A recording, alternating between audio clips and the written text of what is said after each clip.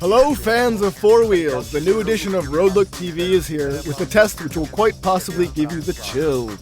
You will meet His Majesty, the King S80, in the land of three crowns, where reindeer have to brake in curves. His Majesty, with a 4.4-liter V8 engine, gives 315 reindeer power, was tested by my colleague Libor. Who else? Of course. For a change? Like, as if I couldn't drive or something? You will certainly enjoy this test. It will be worth your while. And maybe I will get my revenge.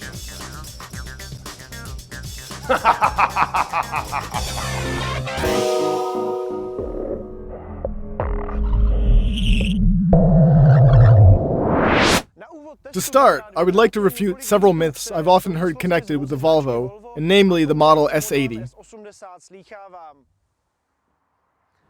So first of all, the new Volvo S80 is not a luxury car, but a representative of the higher middle class, which means it competes with the Audi A6, BMW 5, and the E-Class Mercedes. Secondly, the new Volvo S80 is not automatically the safest car in its class. The Swedish carmaker does put a special emphasis on safety, but it definitely does not mean that you have to worry about your life in the Audi A6, BMW 5, or the E-Class Mercedes.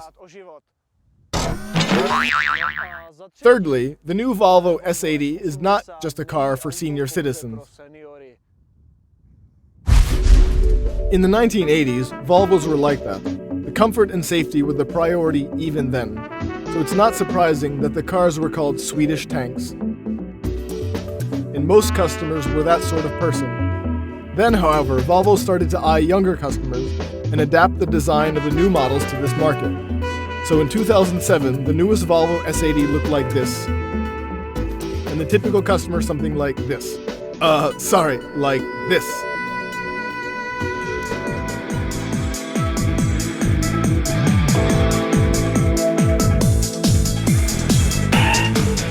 The hard edges were replaced with attractive curves, square front headlights were replaced by extended rounded bi-xenon lights. The front bumper also became more sleek. In comparison with the previous generation S80, both the front and the rear were slimmed down. You would expect nothing but top quality and luxury in the interior, and this expectation is met. All the same, Volvo manages to surprise. The northern design crystallizes in the new S80, so the whole interior gives a very robust, spectacular, and at the same time simple impression. If I were to find an expression which best characterizes the interior, I would say a piece of furniture. Wait, I mean quality furniture, like this! The dashboard design corresponds with that of the seats. Their comfort reminds you of a luxury sofa. They are heated, ventilated, and they also have good side support.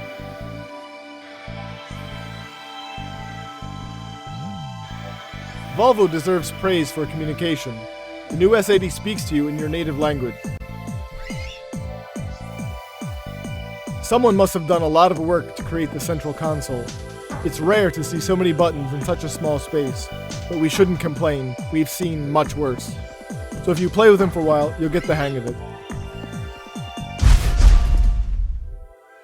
And now, as for the technology Volvo uses, it means state-of-the-art systems of active and passive safety brought to perfection, as well as some original technologies.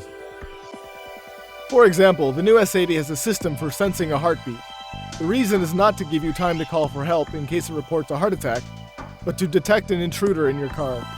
When the diode on the car key begins to blink, you know that somebody wants to borrow your S80 without asking, and you have the time to take the necessary steps. Volvo dealt with the navigation system in an interesting way. You control all the functions by remote. What was that? See, I completely forgot about that. Another interesting function went into the S80 with the adaptive cruise control.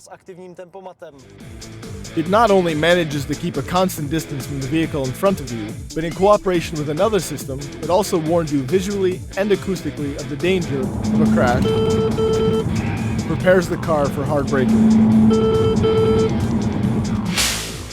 So let's back up. Volvo dealt with the navigation system in an interesting way. All functions are controlled by a remote and a handy joystick under the steering wheel.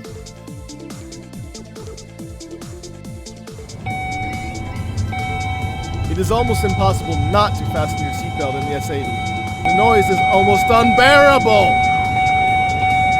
Enough of the safety systems. Let's have a look at the back seat. The higher range middle class is not just a matter of safety, but also of space. Lots of space. There is no lack of space for knees, head, or shoulders. There are wide armrests which can be turned into something very practical. You have 5 seconds to guess what it is.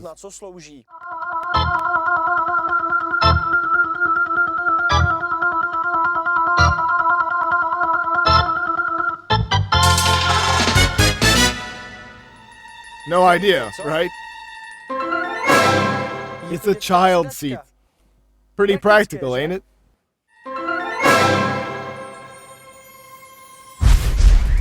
So let's get out and drive a little. What's going to power our cruise? A gasoline, 8-cylinder, 4.4-liter engine, which Volvo developed in cooperation with Yamaha.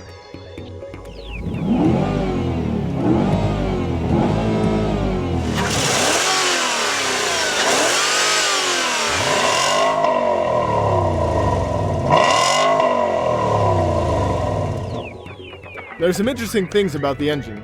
It is crosswise to the chassis, and the cylinders are angled not at the usual 90 degrees, but 60. By changing the angle of the cylinders, the typical quiet-running 8-cylinder engine was altered. So in the S80, vibrations are absorbed by a dampening shaft rotating against the direction of the crankshaft. This unfortunately did not fully prevent all of the noise. Instead, it sounds in high revs a bit like a typical 6-cylinder engine.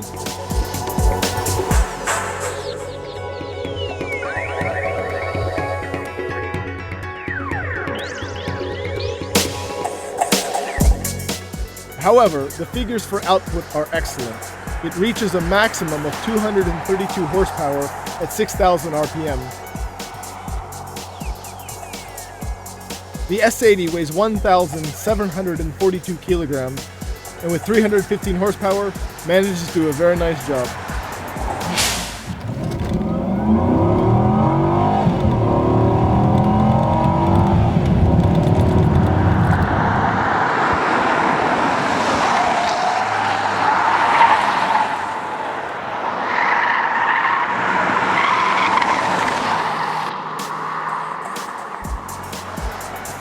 This sedan can take pride in its excellent acceleration. All-wheel drive ensures superb stability, even in wet and snowy conditions. The Volvo S80 elegantly absorbs any unevenness in the road, and the automatic transmission shifts between the 6 gears quickly and exactly. The fuel consumption is around 13 liters, but it's enough to step on the gas a bit and it will go up to 18 liters.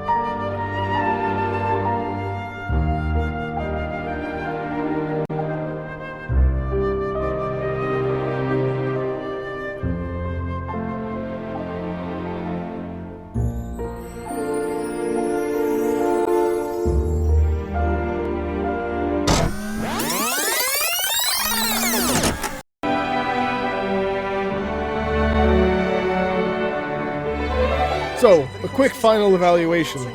The new Volvo S80 is comfortable and spacious, with an original design, specific safety features, and a powerful engine. The drawbacks are flat seats, a harsher sounding engine, and a bit smaller trunk.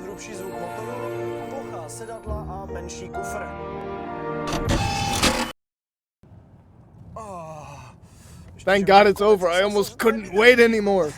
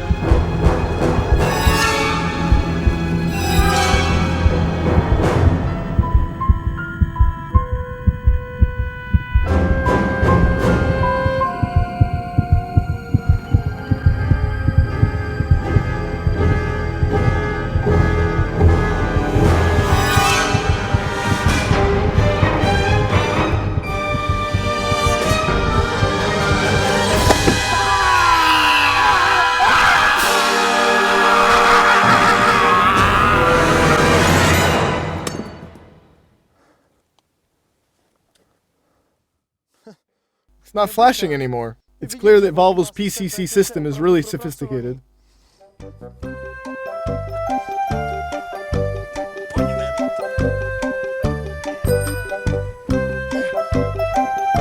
Good God, he is heavy. He should have been on a diet. Pain in my neck. Oh.